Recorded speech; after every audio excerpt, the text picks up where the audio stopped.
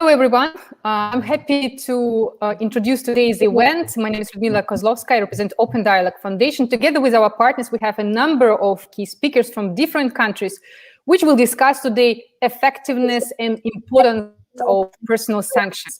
And I immediately to give the floor to introduce our event to Antonio Stango, President of Italian Federation for Human Rights. Antonio, floor is yours.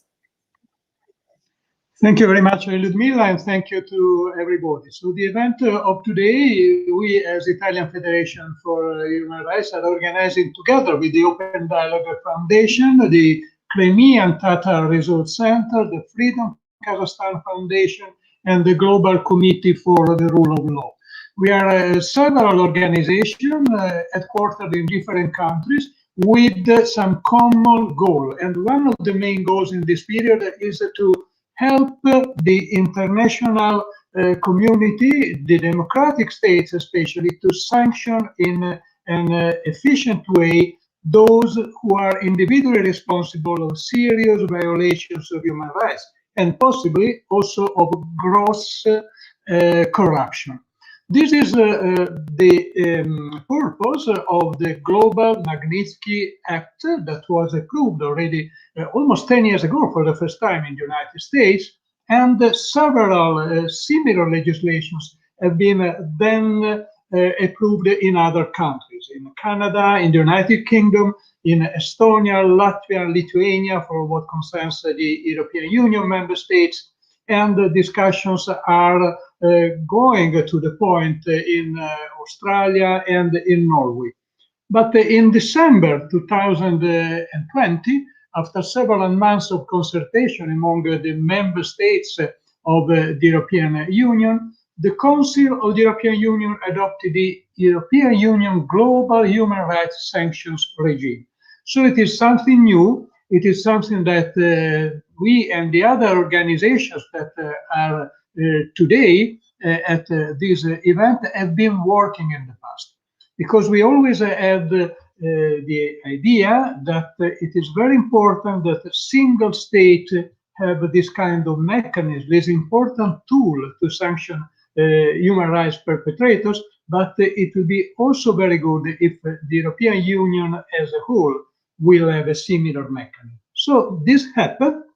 Of course, I would say that this mechanism is not perfect. For instance, it is missing this possibility to sanction also for gross acts of corruption or grand corruption, but still it is a tool that the European Union itself can start using. And this is happening. Already some persons have been sanctioned under this new EU Global Human Rights Sanctions regime. And we do hope that this mechanism will be used more and more in the proper way. Certainly, this doesn't come so easy from a political point of view, and it leaves room also for initiatives of the counterpart, let's say, and also as we have been discussing in some of the events that we did in the last few years, it is always necessary also to provide the persons that are targeted by these sanctions with the possibility to do some appeal. And so it is a delicate mechanism, but still, as I said, a very important one. So something new that some states is using and has been using already several years in a very strong way, especially the United States of America, and we believe that we can do more. This is why we are working today with several experts as well as with members of parliament. Today we will have among us our friends, the member of Italian Senate, Roberto Rampi, who among his merits has also the one to have been the person that initiated in the Italian parliament a bill. He introduced a bill for the adoption also in Italy of Magnitsky type sanctions. And he is also a member of the Parliamentary Assembly of the Council of Europe. So one thing that we want to do, and I'm going already to the conclusion in order to leave everybody the possibility to do some report also about their activities and to introduce their ideas on this issue. One thing that we want to do is to involve more and more also the international institutions and the international parliamentary assembly. For instance, the one of the OSCE, although it's very difficult there, because we know that within the OSCE there are also represented several states who do not respect human rights. But anyway, we are working also there. We are working at the EU level institutions, and we will try to do more also at a wider level. Let's think, for instance, at the UN. All of this is difficult, we know, but we count on the fact that I would say more and more parliaments are discussing this, and more experts like people that we have today in our debate are working to this. So thank you very much for the moment.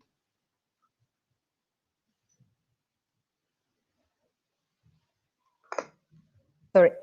Thank you so much, all partners, and Antonio for introduction.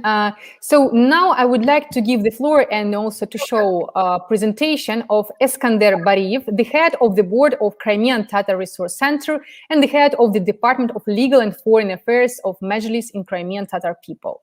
So I'm a little bit switching on some of our panelists, so we will have more possibility to show presentation. And now I'm going a little bit to do it. Just a moment.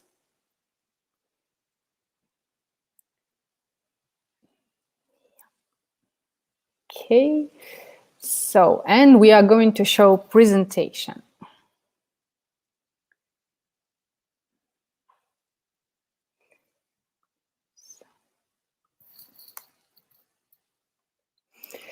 And Antonio,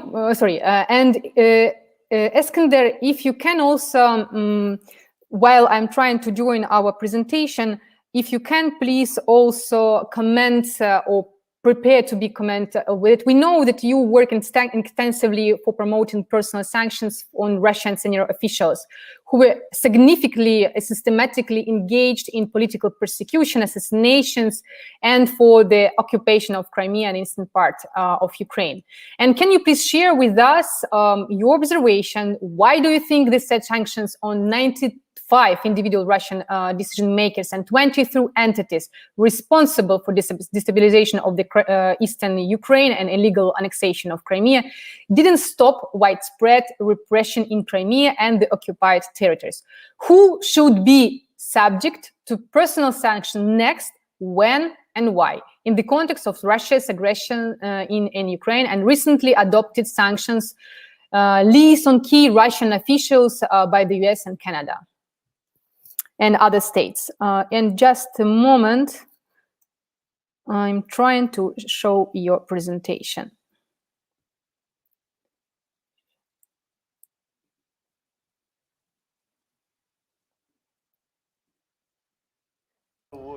Okay. While you're trying to show your presentation, I would like to thank Ludmila and to greet everyone. Of course, when we speak about violation of human rights, we can't not to mention the current situation and how sanctions work with regard to violators of human rights. I would like to emphasize that only for the first quarter of 2021, Russia had 11 military exercises on the territory of the peninsula with the participation of more than 3,800 military personnel and more than 600 units of military and special equipment. Since March 2021, Russia has been escalating the conflict by transferring 2 armies and 3 airborne units to the borders of Ukraine. Russia plans to deploy 110,000 servicemen and 20,000 units of military equipment, including strategic aviation.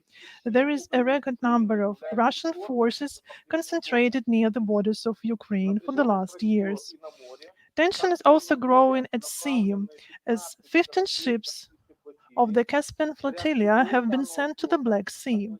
A number of ships of this fleet are equipped with the Caliber launch complex for launching cruise missiles.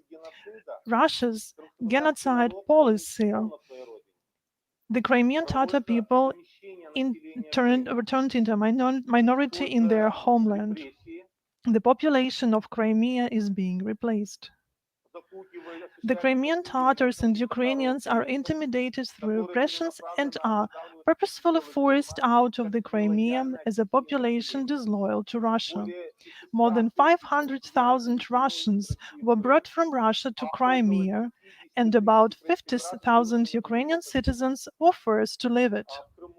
In Crimea, people are forced to obtain Russian passports, and those who refuse are deprived of their property rights or deported from Crimea. The analysis of human rights violations in Crimea in 2020 reveals the following trends, as seen on the slide.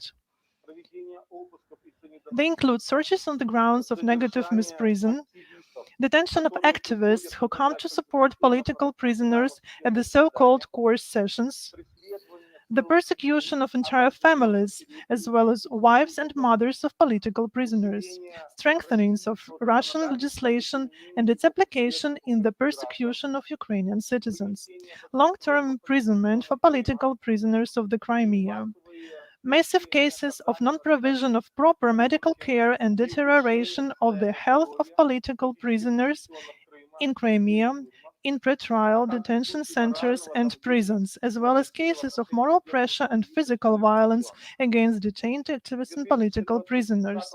2020 saw a record number of arrests, detentions, violations of civil liberties and human rights.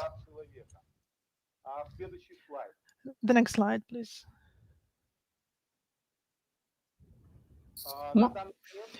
At the moment, in accordance with the classification of the Crimean Tatar Resource Center, there are 230 political prisoners and prosecuted in criminal cases for the whole occupation period of Crimea, including 158 Crimean Tatar people, 59 convicted who served sentence in a colony on the territory of Russia, including 36 Crimean Tatars. 60 persons are in temporary detention centers, include 44 Crimean Tatars. 31 persons are restricted in the activities or on probation period, including 20 Crimean Tatars. 32 persons persecuted, including 26 Crimean Tatars. 55 persons are killed during the occupation of Crimea, including 25 Crimean Tatars. 21 victims of violent abductions during the occupation of Crimea, including 15 representatives of the Crimean Tatar people. In violation of the Fourth Geneva Convention, people are massively conscripted into the Russian armed forces.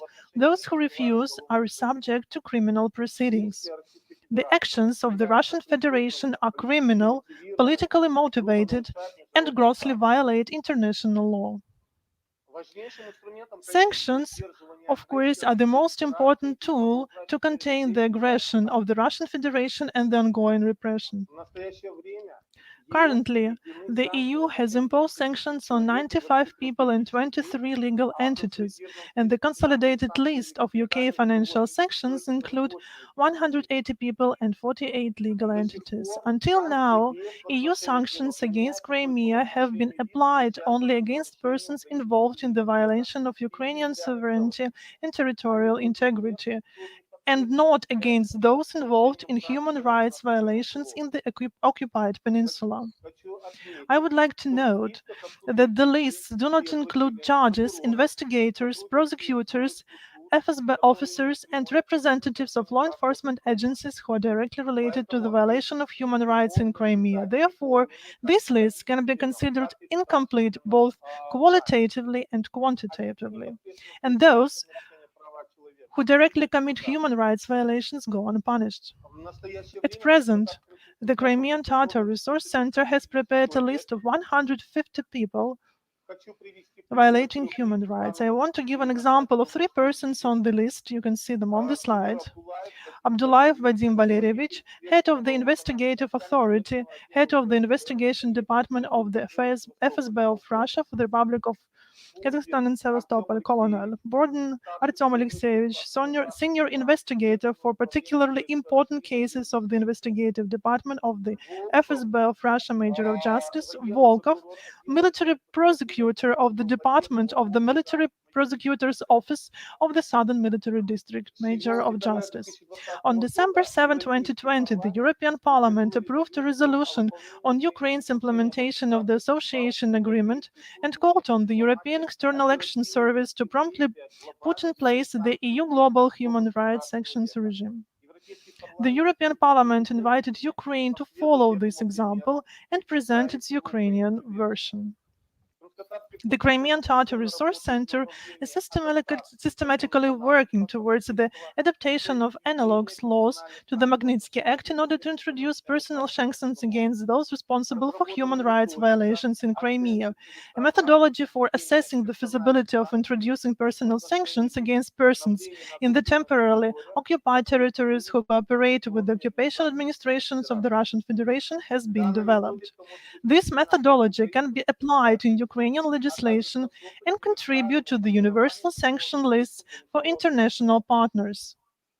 We are confident that only with active joint opposition to gross violations of human rights in Crimea, we will be able to protect not only the indigenous people of Crimea, the Crimean Tatars and Ukraine, but also Europe and the whole world. Thank you for your attention. So much, Eskander. And now I would like to give the floor to Franak Vechorka. Franak, are you with us? Franak? Okay, perfect. You are with us, and I'm just adding you to the stream and change a little bit our... Yeah, perfect. So, happy to see you. And happy to share with you. Possibly just a moment. It's better. So, Franek is a senior advisor to Svetlana Tikhanovskaya and a journalist, famous journalist from Belarus. And I would like to ask you if it's possible. European Union has officially expressed support for the new international platform to document human rights violation by the regime of Alexander Lukashenko in Belarus. And its name, International Accountability Platform for Belarus. At the same time, EU has not yet imposed personal sanctions on Belarusian officials under the new EU regime, sanctions regime. Are you aware of the reason for the delay and how strongly it affects civil society and those who fight for freedom in Belarus? And any progress in inclusion of perpetrators of already documented human rights violation by Lukashenko regimes? What are your recommendations? Could you share, please? Thank you. Thank you so much, Lyudmila, and thank you for having Belarus on the agenda. I just listened to Crimean story, and unfortunately, I must say that Belarus, in general, is transforming into occupied Crimea, and we see very similar problems, very similar facts of human rights violations, and facts of torture revealed every day. You are right that there is an international accountability platform launched by 15 European states. Primarily, it was initiated by Denmark, UK, and Germany, and then other EU states supported. And the idea of the platform is to help Belarus human rights defenders to collect evidence of torture, human rights violation, which must be done in Belarus by Belarus activists. Unfortunately, after the platform was announced, the volunteers collecting evidences, they got persecuted and they got tortured. And that's horrible, but that also shows that conventional approaches and conventional methods do not work in Belarus. So on one hand, we have to collect evidences. On the other hand, all those who collect evidences face extreme pressure, unbelievable crackdown. There is another instrument which is supposed to strengthen the international platform, accountability platform, was initiated by UN Human Rights Council. In their latest resolution 1 month ago, HRC voted for giving special mandate to High Commissioner on human rights to not just to collect evidence, but also to initiate proceedings to take people to bring the perpetrators to justice. And this is quite new thing for Belarus, and I think this is huge success, and it gives us the chance that there will not be impunity. Then that all those heroes of human rights violations and crackdowns, they will appear in international courts, or at least in national courts under universal jurisdiction. Unfortunately, all these procedures, they need time. All this accountability mechanism, they're very slow, very bureaucratic. I think all panelists and participants of this event, they know very well that it's very difficult to get immediate results. It's more the work for the future. And here, sanctions must be helpful. Sanctions are much quicker accountability mechanism than international tribunal in Hague, which can take place in 5 or 10 years. And unfortunately, sanctions in case of Belarus are not adopted in the scale they must be adopted. And you asked, Ludmila, what is the reason? I think that the problem is, on one hand, it's the lack of political will. And on the second hand, on another hand, it's a lack of media or extreme dependency on media attention. Because the political will appears when this information is on the media. But media are very quickly getting tired of the same news about Crimea, about Belarus, about Azerbaijan or Armenia, about anything. And here is the big challenge: how to force stakeholders or European Union officials who decide on sanctions to act quickly. And I don't have answer here. I see that U.S. sanctions and U.S. decisions are much faster here. We just read that U.S. imposed sanctions on Russia, which I think is incredible speed for international actors in terms of reaction. But this is the unique case. When we speak about smaller nations, smaller problems, unfortunately, both EU and US are quite slow. And I don't have solution here. I just encourage other panelists to discuss it. Yeah, of course, but maybe actually this joint discussion, joint cooperation in this regard, when all forces of civil society from different countries are gathered together, would be able to have impact also on EU officials or on other states, because it's not only the first problem when sometimes we hear from top officials, from EU officials, that sanctions should be the last tool in the relationship. No, actually, it should be preventive when you don't wait, when it's escalate too much. And thank you so much for your presentation. And I would like immediately to give the floor to Barlik, because we also have the same situation in Kazakhstan. Barlik, if you can also share your views, because I mean, we heard some similar, the same like Franek said, just that fortunately, sometimes not only EU but also US, extremely slow in decision making, for example, when it comes about sanctions. So can you please share the current situation and how it evaluates current situation with human rights in Kazakhstan, and how it's evaluated with the process of lobbying personal sanctions because of huge deterioration with human rights in Kazakhstan? Thank you so much for giving me the opportunity to speak about the human rights abuses in Kazakhstan. As you know, guys, on February 11, the European Parliament adopted an urgent resolution of human rights situation in Kazakhstan. One of the resolution recommendations was to consider imposing personal sanction of those responsible for mass human rights violations.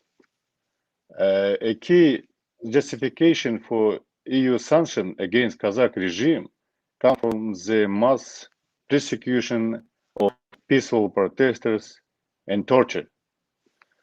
Over 8,500 people have been politically persecuted on their participation in peaceful opposition movements and peaceful protests in the last 4 years. This repression still escalated today, peaked December 2011. At the time, peaceful protesters in Janauzen were shot by police in Kazakhstan. hundreds were tortured, and some of them were disappeared. Dozens were sentenced to political prison terms. All those who gave the order to shoot on the torture remained unpunished, and they continued repression in Kazakhstan even today. Currently, in Kazakhstan, we have 5 political murders, 27 political prisoners, and 28 convicted for political reasons, with a ban on public and human rights activities. There are 3 women political prisoners: Nurgul Kaulova, Asel Olakbek-kızı, Diana Baymagambetova. Each of them face up of 17 years in prison. Can you believe it? All they are guilty for collecting humanitarian aid for political prisoners and for demanding sanctions for human rights violations. Most political prisoners are persecuted for the demand to impose personal sanction for human rights violators in Kazakhstan. For the same reason, 103 persons are under criminal prosecution and 12 under house arrest. This is why we are extremely worried when some diplomats, and especially Ambassador in Kazakhstan, Peter Buryan, says that it's too early to impose sanctions against officials in Kazakhstan. We do not want to wait for another mass shooting and the victims of political killings. The people of Kazakhstan remember Janauzen mass shooting and torture victims of Nazarbayev regime well. We bore to top 5 human rights activists in Kazakhstan in 2020. I would like to remind all of you that there is not a single example in the world practice that dictatorial regime itself refused from repression and violence against their own people. And that's why it's called dictatorship. Activists of civil society are only holding back Chinese expansion. They're only ones who fighting for democracy in Kazakhstan. I don't want to wage genocide against our nation or compare Kazakhstan to North Korea. On the contrary, we want to avoid becoming the second North Korea. As the people of Russia, Belarus, Ukraine, we favor proactive personal sanctions. Sanctions are a very important preventive tool before mass tragedies happen. Thank you so much for attention. Thank you, Barlik. And now I immediately switch on Bota. Bota, you're with us. Can you please turn on your microphone? So, Bota, lawyer and human rights defender, sister of former Kazakhstani political prisoners. Barlik helped us to understand the current human rights situation in Kazakhstan. But he pointed out that the same people responsible for shooting in Janauzen, political murders, torture, and mass persecution of peaceful protesters enjoy impunity. Who and why should be sanctioned to personal sanctions, and to what extent we can say that its personal sanctions are effective in case of Kazakhstan? Because there are different, let's say, opinion who say that it's not always effective, the way I don't have a much impact. Could you show maybe other countries as an example where personal sanctions have contributed to real reforms or help to end impunity for perpetrators? And I know that you should run your film first, so I'm now going to show you. Luda, say hi to everyone, right? Yeah. Hi, everyone, and thank you very much for this opportunity to speak with you today. And as Luda mentioned, I need to run a little video to illustrate the point I'd like to make today. Luda, can you? Okay. Yes.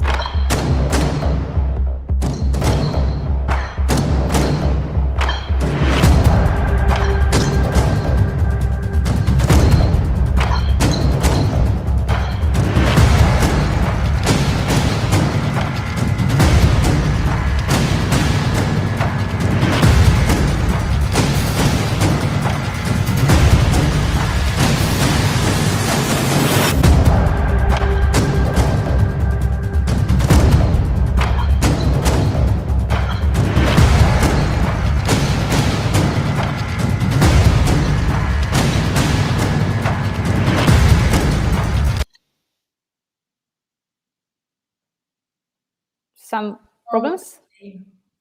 I don't know, I guess it was frozen, but you got the idea, right?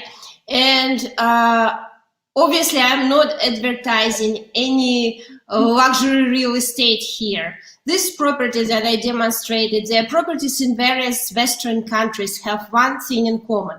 They belong to the family members of Nursultan Nazarbayev, former president of Kazakhstan. And this is only a fraction of what they actually own outside of Kazakhstan. And in Kazakhstan, they own the country. Nazarbayev has built a corrupt, kleptocratic, and authoritarian regime.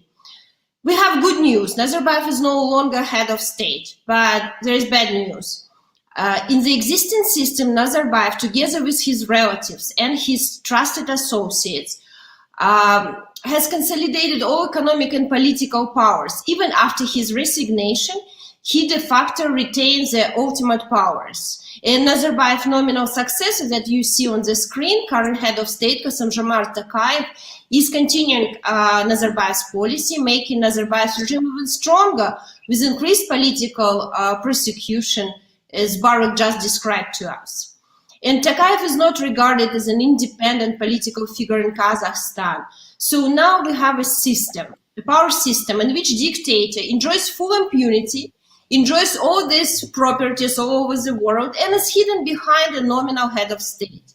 And reportedly, Putin has considered adopting something similar. So Nazarbayev and his inner circle are the ultimate beneficiary of all corruption and systemic human rights violations in Kazakhstan. And of course, they are ready to do whatever it takes to stay in power. We see now with Belarus the example how much it takes to remove a dictator from his comfortable position. In the latest resolution on Kazakhstan that Baruch mentioned, the European Parliament called on the EU to consider introduction of targeted sanctions. And we repeated again and again, yes, EU, please consider. Nazarbayev and his key associates, such as the head of political police, Karim Masimov, the general prosecutor, Gizat Nurdauletov, and the Minister of Internal Affairs, Irvan Turgebayev, should be EU targets. Obviously, we have a longer list, but these are key human rights violators in the country who enjoyed grand corruption as well. And I have to mention that the regime in Kazakhstan is relatively sensitive when it comes to the criticism by the West about the lack of democracy and human rights violation. And this sensitivity comes from Nazarbayev's and his associates' fear of Western sanctions. And why they fear, you see on the screen. They keep their assets and funds in the West. As many other kleptocrats from other countries, we know many examples, and obviously they don't want to lose what they have stolen. They don't want to keep their money and assets in authoritarian China or Russia. They want to enjoy everything what Europe has to offer, and they don't trust Chinese or Russian financial and political systems.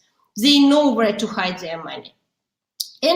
But at the same time, we have to admit that despite this fear of sanctions, the existing regime in Kazakhstan has not made any significant steps in order to achieve the rule of law.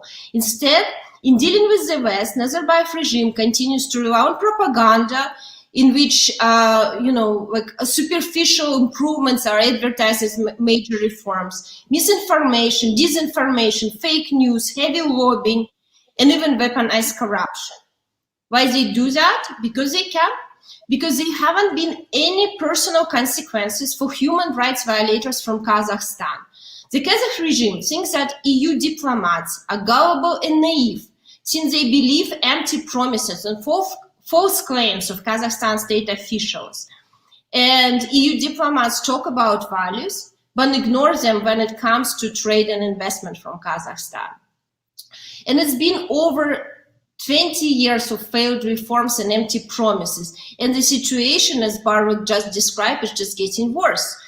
And just as Belarus, we need a quick accountability mechanism, as Franak mentioned already. So it's time to make it clear to the authorities of Kazakhstan that they should stop pretending that they engage in dialogue and they must deliver. And if the EU imposes smart targeted sanctions on the key human rights perpetrators, it will punish the worst human rights abusers, bring some justice to the victim, create a serious incentive for the regime to actually comply with the country's international obligations on human rights. And at the same time, it will help to combat the inflow of illegal funds into the EU countries. And I would like to finish with an example. Last year, EU sanctioned an oligarch from Moldova, Vladimir Plakhatnyuk. Many of you know him, know of him. He was the one who controlled all branches of power in the country, although he formally didn't hold any position in the country. He was sanctioned because his corrupt actions undermined the rule of law and severely compromised the independence of democratic institutions in Moldova. You see the tweet of Pompeo on the screen. And after Plakhatnyuk had been sanctioned, Moldova had presidential elections where an opposition candidate, Maya Sandu, could run, and she actually won. And Kazakhstan has never had free and fair election. So I am asking the EU, give our society a chance to succeed, impose sanctions on Nazarbayev and his cronies. We need a fast accountability mechanism. Thank you very much. Thank you, Bota. Just a moment.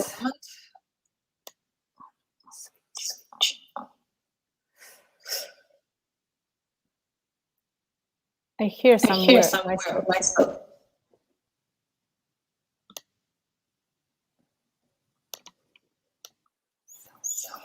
And now it's fine. No, I hear all the time. Just maybe I try to delete all not necessary stuff. Just a moment. Okay, now it's fine. Okay, so I would like to give the floor to our very important key speaker, because it's geographically even, and one of the most, I would say, difficult case. It's case of China, Hong Kong, and Joe Siu, Hong Kong Watch Associate. Please share with us also your observations and your concerns, because I think what is the main achievement of civil society of Hong Kong and citizens of Hong Kong and many Chinese dissidents who fight for freedom and human rights, that you had at all chance to put someone on sanctions from China. But at the same time, China is not easy state. It's also respond. It puts someone, I mean, a lot of EU, US and other foreign politicians and so-called response sanctions. And as Bota also said, there is really huge importance to have urgent mechanism, also Franek said, and our speakers, to stop this feeling of impunity, and especially support those who try to boost reforms, who try to have real election. And I think in case of Hong Kong, it's extremely important. And I know that there is also initiative on, for example, members of European Parliament to support Hong Kongers in order to put into personal sanctions and EU regime those who are responsible for basically violation of international law on election and mass persecution in Hong Kong. What do you think, how you perceive this mechanism of EU personal sanctions regime, how it can be effective, when it should be applied, and why? Yeah, so thank you so much for having me. And it is really a pleasure for me to be here and then to bring you the updates on Hong Kong's latest developments, and also to have this very important discussion with the other stakeholders who have been involved in advocating for the implementation of Magnitsky-style sanctions all across the globe to hold all these human rights abusers accountable. And perhaps I will start by really introducing to you the situations in Hong Kong. Yep. Please. So the pro-democracy struggle in Hong Kong broke out in 2019. And then throughout actually the whole struggle in Hong Kong, we have seen a very serious level of police brutality going on in Hong Kong almost on a daily basis, where we see lethal weapons deployed unreasonably by the police force during every demonstration and protest in Hong Kong. And then we have also witnessed the kind of like targeted attacks and also assaults on not only protesters in Hong Kong, but then also against journalists, first aid responders, and also social workers in Hong Kong, who are not even the participants of protests, but then really there to calm down the situation in Hong Kong. So we have witnessed the kind of very serious police brutality, and then alongside the kind of like political suppression from the Hong Kong government going on in Hong Kong ever since 2019. And very soon, seeing the ongoing disobedience from the people of Hong Kong, the Beijing government decided to implement this national security legislation in Hong Kong in July 2020. And then with the 4 very important elements in the legislation, which are subversion, secession, terrorism, and also collusion with foreign forces, the Hong Kong government and also the National Security Department of Hong Kong have already made a lot of arrests in Hong Kong, including the arrest of everyday protesters who were only displaying banners related to that have been printed with protest-related slogans. We have also seen the arrest of legal professionals, scholars, foreign nationals, and also media company owners like Jimmy Lai in Hong Kong. And aside from all these people, we are also witnessing the very unprecedented massive arrest of the 47 prominent pro-democracy leaders in Hong Kong. And currently, they're all being put into jail and then charged with the name of subversion.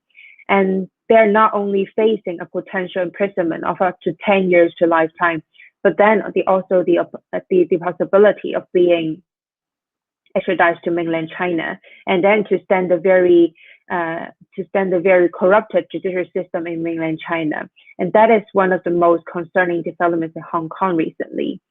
And actually, aside from all of these arrests made by the National Security Department in Hong Kong by the Beijing, with the orders from the Beijing government, we are also witnessing the other kind of suppressions. For example, the electoral change in Hong Kong. So several weeks ago, the Chinese National People's Congress, the rubber stamp parliament in Beijing, fueled by pro-Beijing loyalists, have passed a resolution to overhaul Hong Kong's electoral system, basically banning all these pro-democracy voices, banning all these pro-democracy candidates from participating in elections or to hold public offices in the future. So this is really a continuous crackdown on the possibility of pro-democracy leaders to participate in institutionalized elections in Hong Kong. And we are seeing that going on in Hong Kong. And meanwhile, this is also the first time ever since 1997 that the term one country, two system was not even mentioned in the Chinese department, that is not even mentioned in the Chinese People's Political Consultative Conference Chairman's annual report. And also description regarding Hong Kong also changed from Hong Kong people ruling Hong Kong to patriots ruling Hong Kong. So we see this as a very important signal given by Beijing, signaling that the so-called high degree of autonomy, the so-called one country, two system framework in Hong Kong is over right now. And actually during the period of hangover, the Chinese government made several promises saying that they will be respecting the people of Hong Kong, they will be respecting the values of people in Hong Kong. And for these promises made not only to the people of Hong Kong, to the British government, but then also to the international community, the Chinese government promised that they will be respecting all these core values of Hong Kong. They will be respecting the freedoms and also rights that the people of Hong Kong are supposed to be enjoying. But then apparently with the developments and also with the continuous encroachment over the years after 1997, after the handover happened, it is very apparent and very obvious that none of these promises made by the Chinese government in 1997 has been fulfilled. But then in contrast, the people of Hong Kong were deprived from exercising our very, very fundamental rights and also freedoms of, for example, participating in assemblies, for example, simply expressing our political views, or simply to participate in elections in Hong Kong.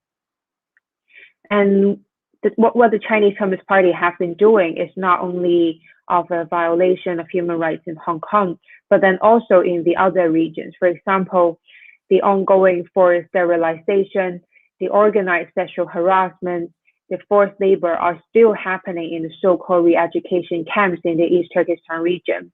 We're still seeing Uyghurs in exile cannot escape from the long arms from the Chinese Communist Party. They receive threatening messages very, very frequently or almost on a daily basis. And they are still living in fears, even though they are not in China, that they are still living in the fear that they might be kidnapped and then sent back to China to spend their judicial system, or that they will be put into detention camps alongside their other friends and also family members.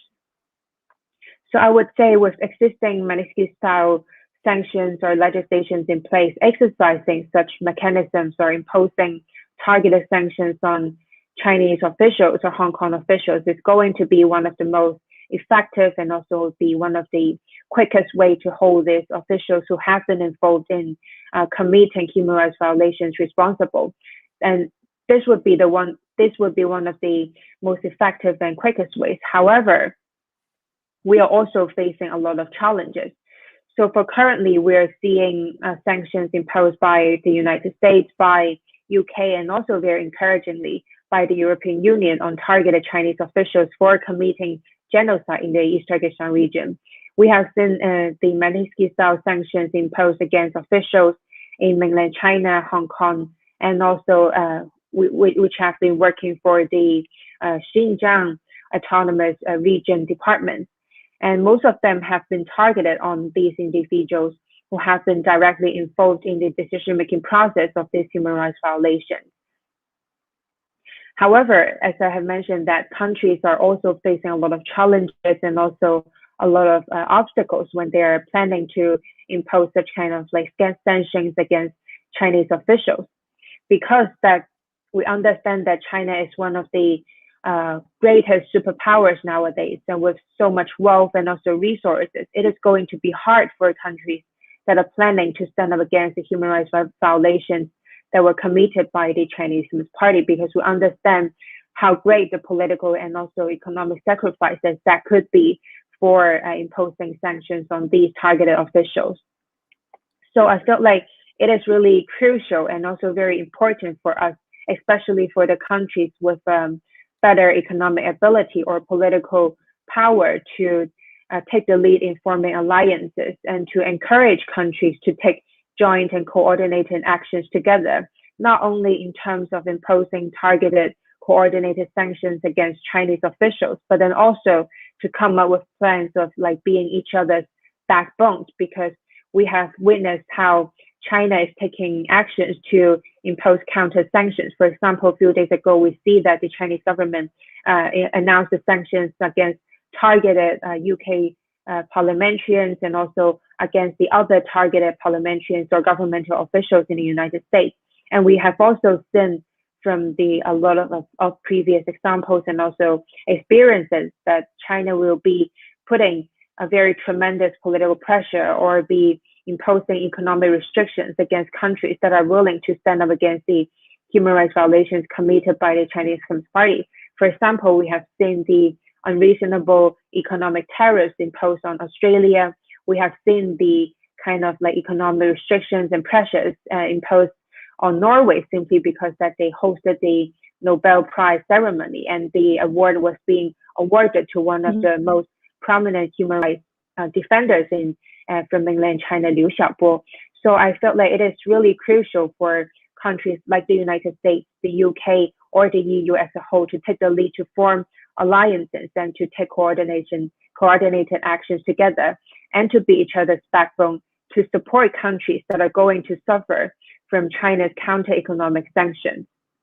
And also, as the other speakers have mentioned, that it is going to take a long time for countries to evaluate, to review, to coordinate, and to impose sanctions on targeted individuals.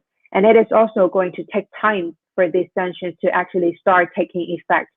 So, and also it would be practically impossible for us to sanction every individual or to sanction every entities that have been involved in human rights violations committed by, for example, for example, by Russia or by China. So with all these limitations, on top of imposing sanctions, it would also be very crucial for us to really think about and to reflect on our current strategies when it comes to dealing with China or Russia, on what kind of proactive measures that can be taken by us to prevent all these human rights violations from actually happening, so that we can no longer only rely on the existing mechanisms of imposing sanctions or rely on the existing mechanisms that are related to imposing Magnitsky-style sanctions. So that is all that I wanted to share today. Thank you so much. Thank you so much. And now I want to give the floor to one of a member of Italian Parliament, member of Special Committee on Human Rights in Italian Senate and the Italian delegation in Parliament Assembly of Council of Europe, Roberto Rampi. Roberto, you heard, I mean, kind of the most important speeches, right, from different countries, and now a little bit moving to what to do, what international organization can do, what parliamentarians can do. And I know that you was one of initiator of actually Italian version of Global Magnitsky Act, and one of the most important question from all civil society representatives, one of our viewers now, how human rights defenders voices can be amplified in those authoritarian states which basically silent and increasing repression to those who call on international level to impose personal sanctions, how members of different national parliaments of EU can support them. Please share your views, your plans, some kind of insights to our viewers. Thank you. Yes, and thank you very much, Ludmila, for all your work and for this kind of day that is very important, because I believe part of the answer is exactly in events like that one, because we today have together different kind of human rights defender and also human rights victims, so people from very different countries in which one there is a very big problem of human rights, and different ONG and different organizations of civil society that are working together. And if you think about our first meeting, Chamber of Deputies, some years ago, but not so many years ago, or also when we decided to try to translate in Italian, so in the European, not British language, in the Magnitsky Act sanction, we do a lot of work, really. We had very important changement. That idea that the European Union is using some kind of sanction like Magnitsky, that was not possible, and not even something that we can imagine when we started work. That kind of work of many organizations and many different human rights defenders in so different countries. So I believe the most important thing is to have a real global action, transnational action with different kind of people, because we have to let people understand that human rights is not a problem of one or two countries, and it's not a specific problem of that country that maybe some politician wants to stress because of his ideological point of view, because of his believing. Human rights is something that we build all together. So no one can teach human rights to any one other. Sanction is something very important, but it's the last part of the work of promoting human rights. The most important is making a very important connection with people, with civil society, with politicians, with members of parliament. Let understand also the most difficult government that they have an opportunity with human rights, because there is no economy, there is no cultural situation, there is no politics that can work without human rights. So every country, before or less, will have, I really believe, a complete possibility of human rights, every country. And the point is to let understand that the people, and particularly the worst governor of some country, and we know, and today we heard a lot of them, to let them understand that they have two possibilities. Or they decide to came in the space of human rights for their choose and in a good way, in a good route to that country, or before or less, they will lose the power because of the absence of freedom and human rights. So I believe we have to let people understand that. We have to do more network, and we have to do exactly what Open Dialogue and all the other civil society associations that we have today, for example, FIDO, for example, Global Magnitsky, Global Committee of Rule of Law, for example, the Radical Party. We have a lot of BPU and many other associations that we are working together. And so I believe we can really win our idea of human rights. And last thing I want to say, if we understand which kind of work we had in these days, in these years, these really few of years, so when we speak together, and first, for the first time, you and Eleonora and Paola and other people told me and speak me and Laura about Magnitsky Act, and we tried to understand how to put that inside the system of law in Italy and in other countries. Was impossible to imagine that today we will have already many countries using some of that sanction in their foreign politics. So I really believe that we can change the situation of human rights with our work and with our network.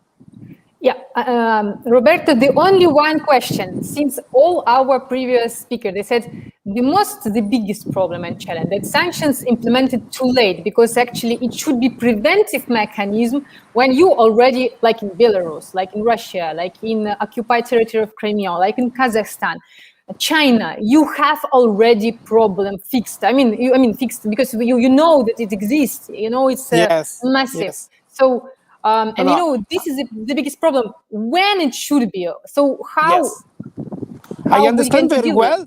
The point is that, first of all, sanction is something that is very useful, not only to use really, but to let people understand. So if we will have many situations in which one we use the sanction, other country will understand that if they are going to do something like that, they will have sanctions. So they can choose not to do that.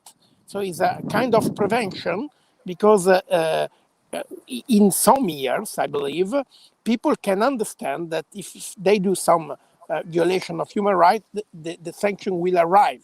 And so they can stop before. That is one kind of. But we have Belarus, we have Russia, we have Crimea occupied, and others.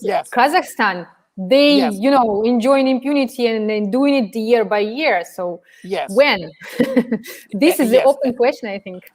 I believe. And the other question is the one I told you before, and it's exactly, for example, our work in the Council of Europe that you know very well, because I really believe in the strongness of relationship between countries and in the strongness of dialogue.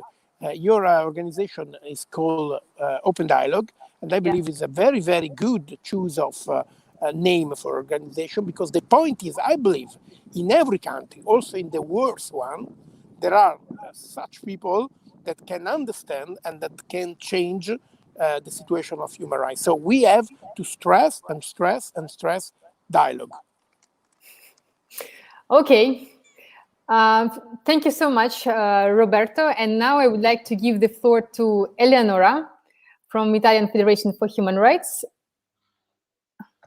Eleonora, Vice President of FIDU, our main and favorite partner, and you are also one of those who broadcasting Made in Slavery. So let's discuss from international point of view, an international organization, you work in many countries, the weakness of the EU global human rights sanctions regime? What could be done and what could be improved so it will be not that slow, it will be effective and more transparent? And can you please also briefly describe on China's repression, because it already was said a lot by Josue, but maybe you can give some more insight how it should be adopted, or just some of your observation in case of persecution of Uyghurs, please. Thank you, Ludmila, for introducing me, and thank you also to all the distinguished speakers we have today. When we talk of cases of human rights abuses in the countries led by authoritarian regimes like Belarus, Kazakhstan, the Russian Federation, and China, we know that behind these cases there is a wide systematic violations of human rights, and that the victims were often human rights defenders, political opponents, lawyers, journalists are left without justice, while the perpetrators of these abuses enjoy impunity. We know that we need an effective instrument to address these abuses, and that Magnitsky sanctions represent a valuable tool which can avoid the impunity of individuals who are holding key roles in the regime and are responsible of the most serious abuses, and in this sense can be also a tool which can facilitate democratic transition. The Magnitsky style legislation is currently being used in several countries. However, as we know, countries implement this legislation in different ways, and its impact obviously depends on how it is designed. The European Union adopted last December the EU Global Human Rights Sanction Regime, as we already said, which seeks to address serious human rights violations and abuses worldwide. Of course, we are happy to have this new legislation. However, according to us, there are still some serious concerns with it. First of all, these sanctions require unanimous agreement among the member states. And this is difficult to achieve and can reduce potential effectiveness, for example, in the listing process. Also, this legislation doesn't mention corruption, and we know well how corruption and human rights abuses are connected together, as ground corruption undermines the rule of law and the stability of governments and countries. Third thing is that NGOs and civil society, and we talk a lot about civil society in this discussion, is not allowed to point the fingers at human rights offenders, as the member states insisted on keeping this power on their hands, together with the EU High Representative. According to us, this should be a tool which empowers individuals and the civil society, as their participation is an added value in the process of uncovering human rights violations and in collecting evidence.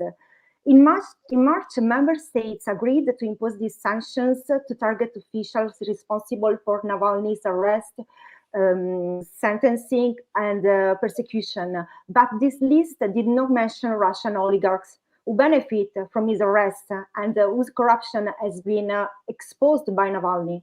The EU imposed also sanctions for the repression of Uyghurs minority in Xinjiang in China.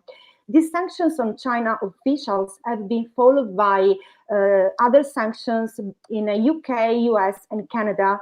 And this is an important message from these countries to the Chinese government. That's why it's very important to act together. However, the UK, Canada, and the EU did not take action against the top official in Xinjiang, Chen Quanguo, who is targeted by US sanctions. And why I'm stressing this point? Because cross-cooperation among countries is important, also in the listing process, in order to target all the perpetrators of the abuses. In 2016, and this is the focus of my podcast, Chen Quanguo was relocated by the Chinese government from the Tibet region to assume leadership in Xinjiang. And since late 2016, more than 1 million Uyghurs and members of Muslim minorities have disappeared into a vast network of detention camps in the region of Xinjiang. And this is, and many experts agree, a program of cultural genocide led by the Chinese government in the name of combating terrorism and poverty. Inside these camps, detainees are subjected to political indoctrination. They are forced to renounce their religion, language, and subjected to torture. And there are also evidence of organ transplant surgeries on detainees or prisoners and mass sterilization of Uyghur women. The so-called, by the Chinese government, re-education campaign appears to be entering now in a new phase. There is evidence that many Uyghurs are now being forced to work in factories within Xinjiang and in other regions in China. And in my podcast, I've collected the evidence by experts like Adrian Zenz, by the Australian Strategic Policy Institute, and also the testimony of Gulbar Jalilova, Uyghur citizen of Kazakhstan, who spent 15 months in one of these Chinese concentration camps and was subjected to all these abuses. So again, in uncovering these terrible abuses in Xinjiang, researchers, academics, journalists, NGOs are doing an incredible work. That's why it's important, it's crucial, the involvement of civil society. And if we really want the EU to become a global player in human rights, we should not be afraid to hit all those who are responsible for the systematic violations of human rights, and not just some of them, and hit them where it hurts the most, in their ability to move corrupt money abroad and influence politics of other countries. Thank you so much. Thank you so much, Leonora. And now I would like to give the floor to Laura.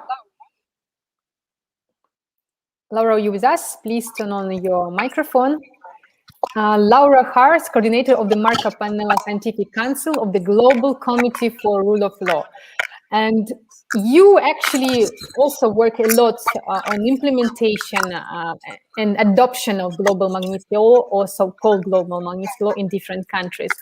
Can you please say us something more about inside design of the new global human rights sanctions regime, how they arrived to its adoption, and also actually what are the next steps? So all of us, especially our viewers, because some of them ask, does it possible that, for example, people from village mayors and some law officials would be able to be on these sanctions list? Some people don't understand the level, who should be play in personal sanction, and when. If you can also give some short insights on it.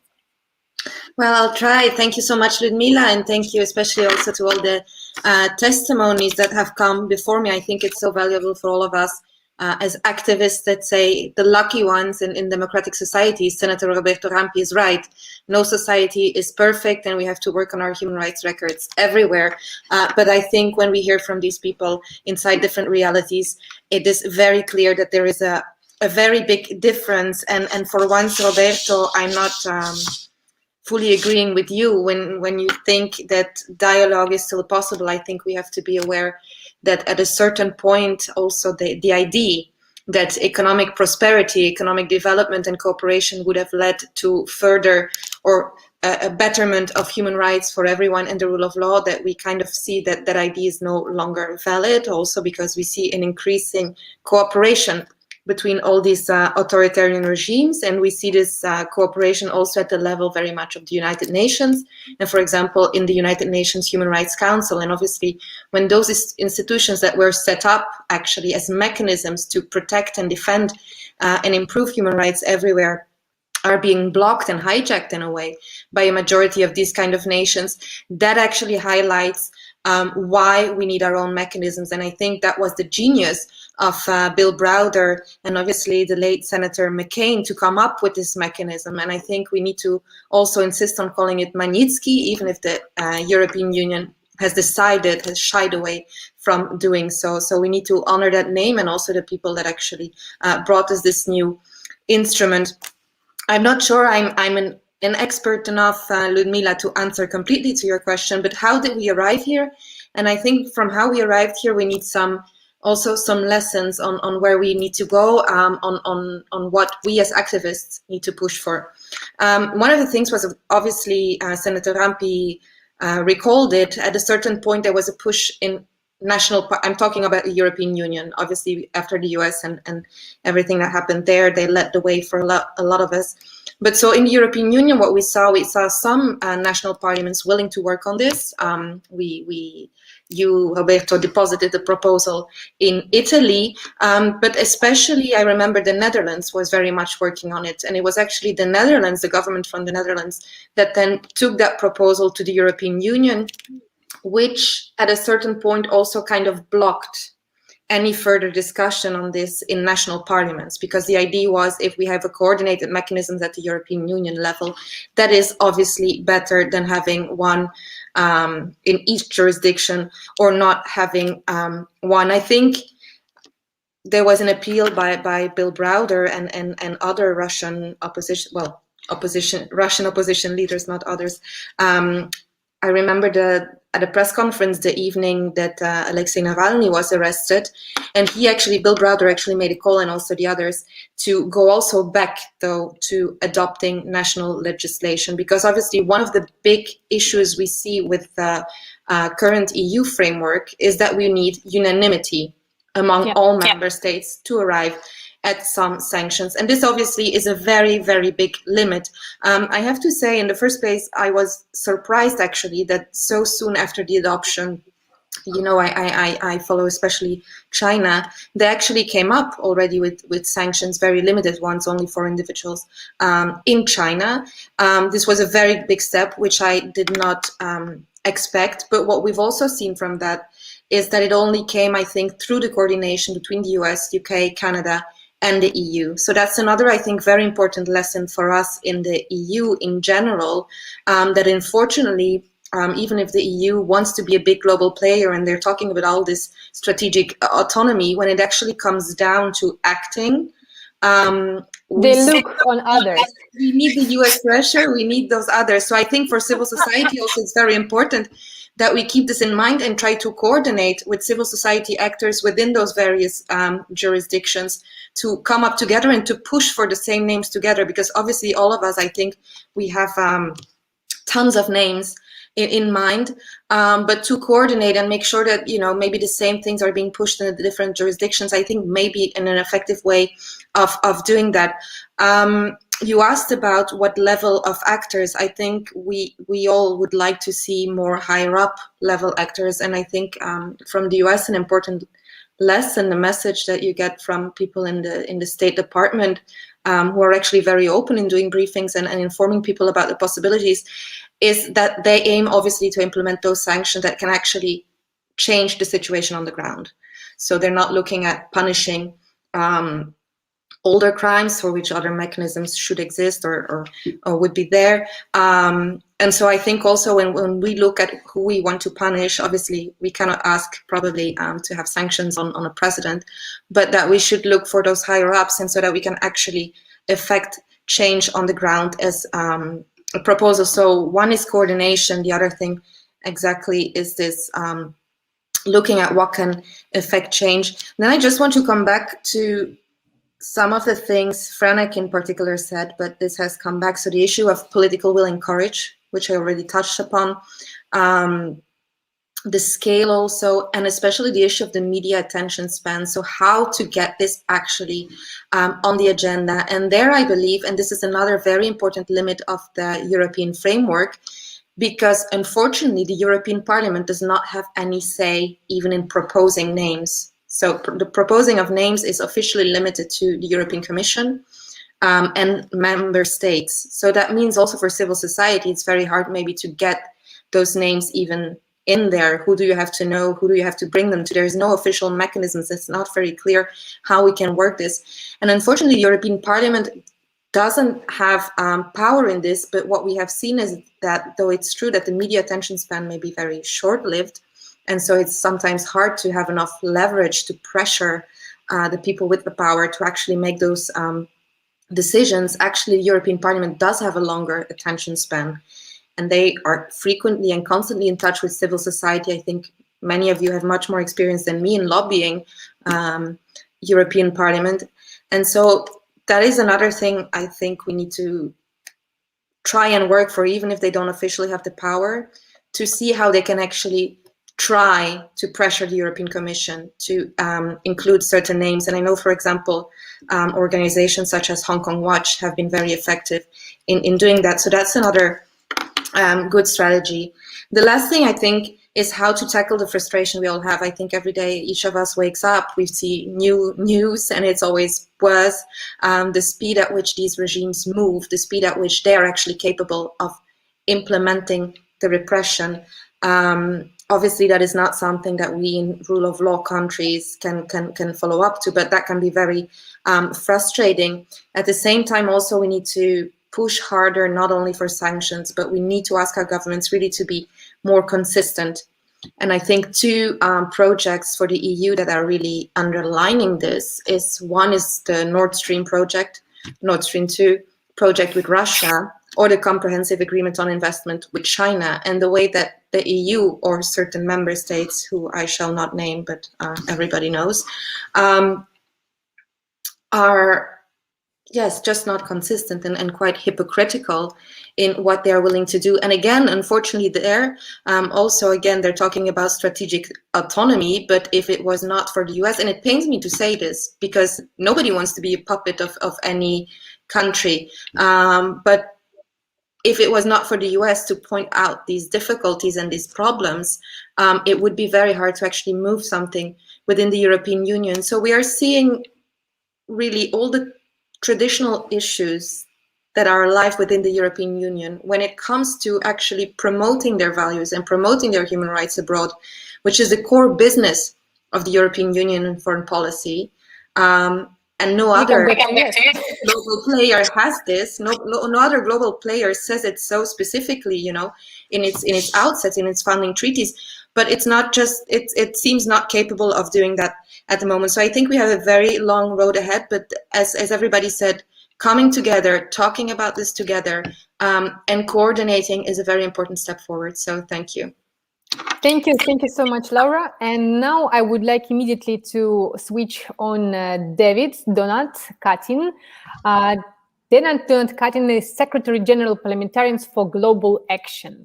Can you please also a little bit give overview to our viewers? What is the role of your organization? Because you know it's really extremely important to have parliamentarians which think and work globally. Laura and basically all of our speakers said about it.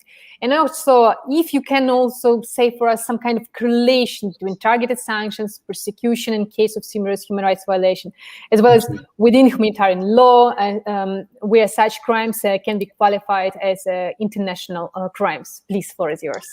Thank you very much, Lyudmila, and I'm really pleased to be with you today.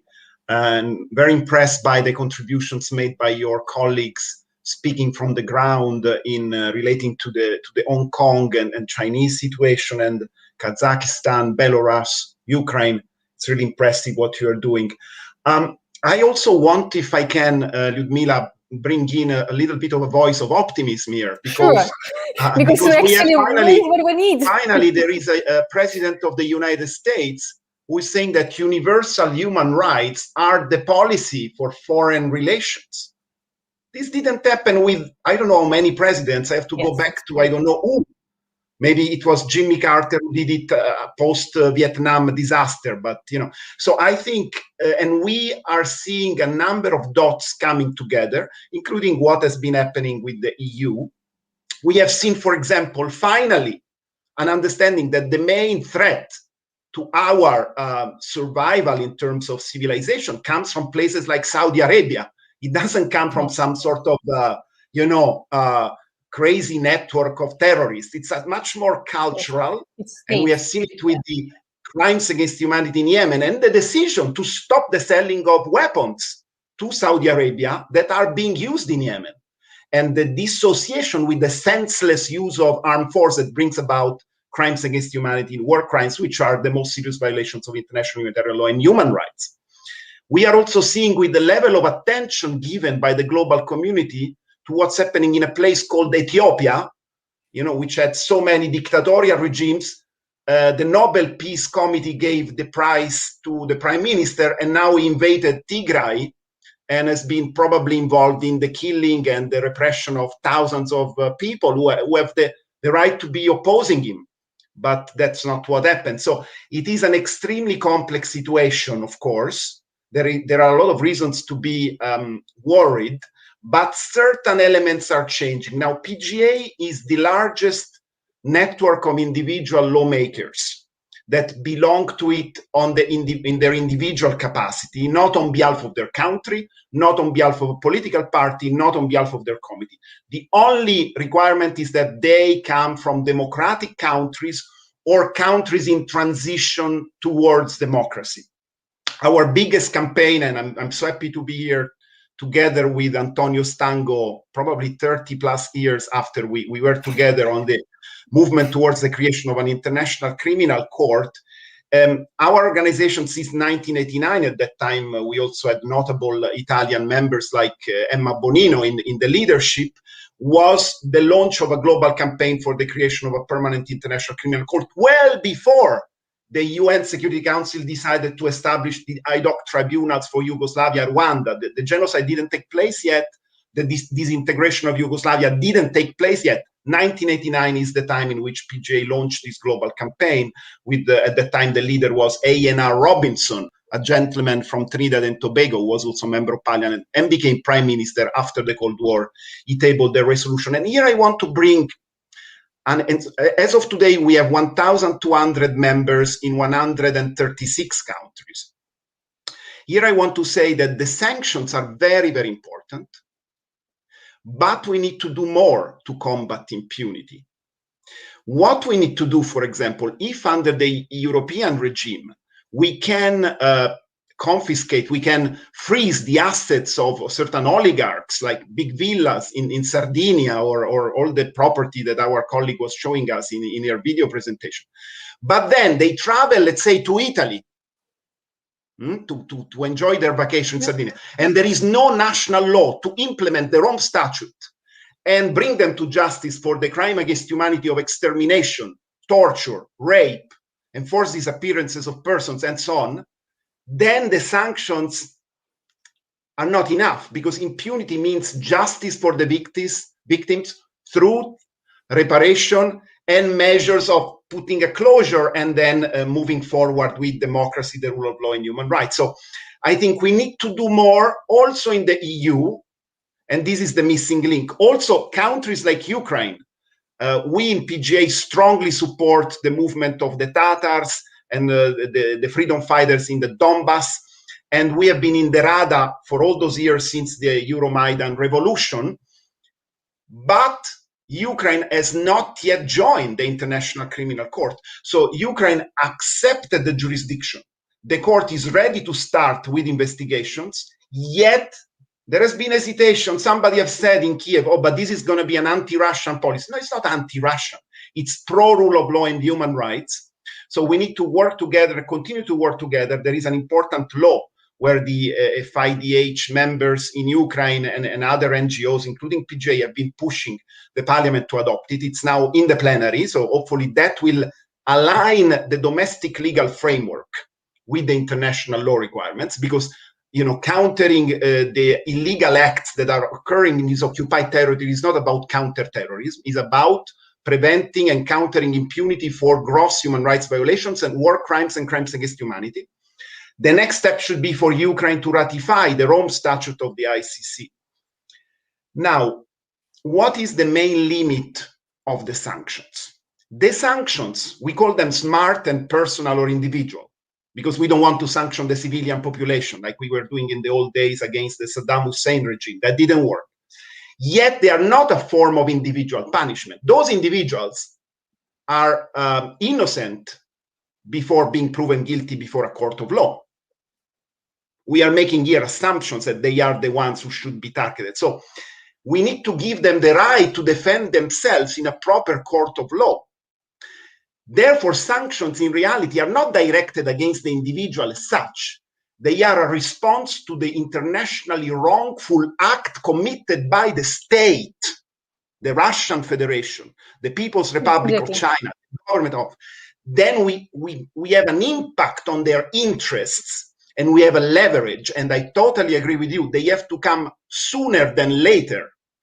But we need to be extremely careful, because the two major families of sanctions are asset freezing of assets, which is very fine. I think there is consensus. This is the most effective one. We need to use it more. But then there is the travel bans. And here, Parliamentarians of Global Action wants to bring a very strong voice against the choir. We don't need, for these gross human rights abusers, travel bans. We actually need to invite them to travel more and come to our countries, as a general from Syria decided to do, and found himself guilty of war crimes before a court of justice in Germany 2 months ago, confirmed by the Federal Court of Justice in Karlsruhe. So on the basis of universal jurisdiction, we can try and bring them to justice and end their impunity. So in other words, the travel ban needs to be used very smartly. In addition, when President Trump, in the face of the horrible things ongoing in Hong Kong and other situations, wanted to sanction, including some of my students at NYU, some Chinese students studying in the United States, I think, and this was also in the face of the rhetorics against the so-called China virus, no, the coronavirus. I think that was counterproductive, because these young people studying law, global affairs, international economics, they believe in transnational cooperation. They can tell you, you know what, we don't really like the Chinese government, but we cannot say it, because even when we send messages on our mobile phones, they are intercepting us, even if we are studying in Europe or in Canada or elsewhere. So, but let us be here. Let us learn human rights law. And let me finish here about the importance of the work that we should do on the basis of international law. Let's take the example of Hong Kong. The situation in Hong Kong is not outside the framework of the applicability of international law, because until 2047, Hong Kong, under international law, is bound by the International Covenant on Civil and Political Rights. The Sino-British Declaration, it's an international treaty, and on the 13th of March, the UK Foreign Office declared it has been breached under international law. Therefore, now every state in the world can take measure to support the Hong Kongers who are fighting for democracy, human rights. And the minimum they had, they didn't have really the ideal situation, but they had these two systems, one state solution, at least until 2047. Then it becomes fully within the realm of Chinese sovereignty. So there are already some tools that can be used in the traditional international framework. And there are small states, take the Gambia, they are making use of them, because the Gambia brought a case under the Genocide Convention against the Myanmar regime, which at that time included another Nobel Peace Prize laureate who was defending the generals for the alleged genocide against the Rohingya population. The paradox of history, now she is a victim of the same crimes that she was defending, being committed by the same people who are now victimizing her. But this shows us that also small states, not only the big powers, can do something. So the goal of PGA would be to use our global presence to bring the African voices, the Latin American voices. We have a memorandum of cooperation with the Organization of American States on promotion of democracy, as well as where we are strong in South Asia and Southeast Asia, where there is democracy, not everywhere, and then create a system through which we see the sanctions as part of the broader toolbox for accountability and the fight against impunity. Thank you so much, David. I would like to give the floor, since we are absolutely out of time, I would like to give the floor immediately to Paola Gaffarini, and maybe afterwards, if you have any other conclusions, we can add it at the very end. So, Paola, floor is yours. Yes. Hello, hello everyone, and thanks to all our guests for your contributions. So, I would just like to briefly explain an example of a report that we have published recently, just last year, which represents an example of how civil society can substantially support democratic governments with designating human rights abusers. So, as I said, last October, we published a report under the title Servants of the Regime, which lists 364 human rights violators who are responsible for or are involved in a systematic pattern of human rights abuses in Kazakhstan.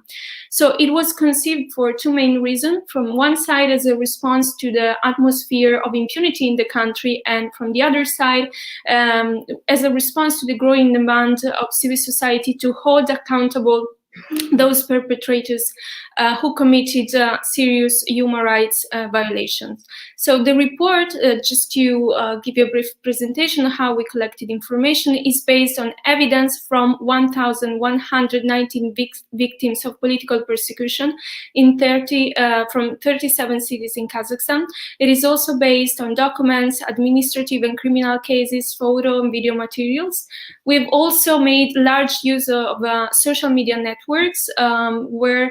that we use to establish, for example, kinship relationships of the perpetrators and other data. But we have also collected information through a popular Facebook group, which is called Activists Not Extremists, which is made of thousands of members, including human rights defenders and human rights NGOs on the ground. And we managed even to collect information from friends and relatives of the perpetrators. So they didn't want to be complicit of this crime, so they anonymously gave information to Open Dialogue. So we then organized this information. We managed to collect in a dedicated Instagram profile, and as well as on an ad hoc Telegram chatbot, and then compiled in the report. So this dossier serves as a submission on behalf of civil society to the US government under the Global Magnitsky Act, as well as under the UK Global Human Rights Sanctions regulation. But it can also be extended to Canada, for example, Estonia, Latvia, Lithuania, and it may be served in the future to those countries which are developing similar legislation, like Australia, Italy, Germany, and Norway. And I would just like to conclude with a brief presentation regarding different models of cooperation with civil society and those countries which have enforced Magnitsky-type sanctions. So I would start with the US model, which is so far the most virtuous example in this sense, because it establishes regular consultations between the State Department and those NGOs willing to present their submissions. Although the Treasury and the State Department are not obliged to implement the request put forward by NGOs, the US government has to consider the material they receive from civil society. And similarly, in the UK, the FCO has committed to take into consideration submissions presented by any person or organization. However, it is not obliged to provide comments or feedback on the material received. But at the same time, civil society can actually keep track of the ultimate feedback, because all designations are made public by default. So similarly, the Canadian government welcomes proposals of designations from human rights organizations, particularly within the framework of the Justice for Victims of Corrupt Foreign Official Act and the Special Economic Measures Act. Moreover, the UK, the US, and Canada have established and continue to enhance a practice of sharing information received by civil society organizations. So they share information across different jurisdictions. And although the EU hasn't put in place such a mechanism, such a dedicated mechanism to share information with like-minded countries, first steps have been undertaken at the beginning of March, when the EU, in coordination with the US, designated the first Russian officials who were involved in Navalny's case. However, as Eleonora pointed out before in her previous intervention, the EU new global human rights sanction regime failed to provide an EU-level advisory committee, as it was basically recommended by the EP, which strongly wanted the participation of civil society. So just to conclude, looking at the proposals of sanctions regime which are being discussed in Europe, I think that it is of absolute importance that all states, particularly EU member states or members of the Council of Europe, foresee the participation of civil society in identifying, in designating and sanctioning human rights abusers. So, for example, the Parliamentary Assembly of the Council of Europe made a recommendation to its member states advising to adopt a record-keeping system with all witness statements, all documents, human rights reports, specifically on the country where the officials should be targeted.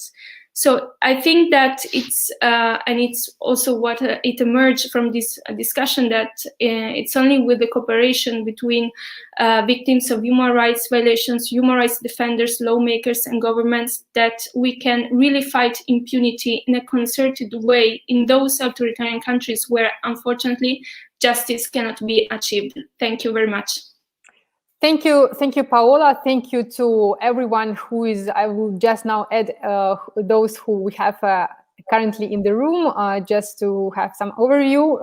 I'm not able to add everyone, of course, since of limitation of application, but I would like to thank everyone for participation and say that we receive a lot of questions, but unfortunately we are out of time.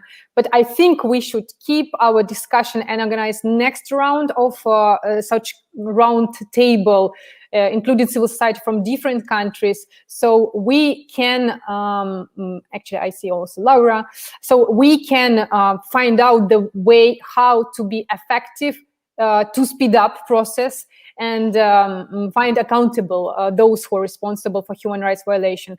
Dialogue is important, no doubt, but bringing to justice and the stop feeling of impunity is also important if we want to stop human rights violation. I'm really, really grateful for all partners and all the testimonies of key speakers that we have today.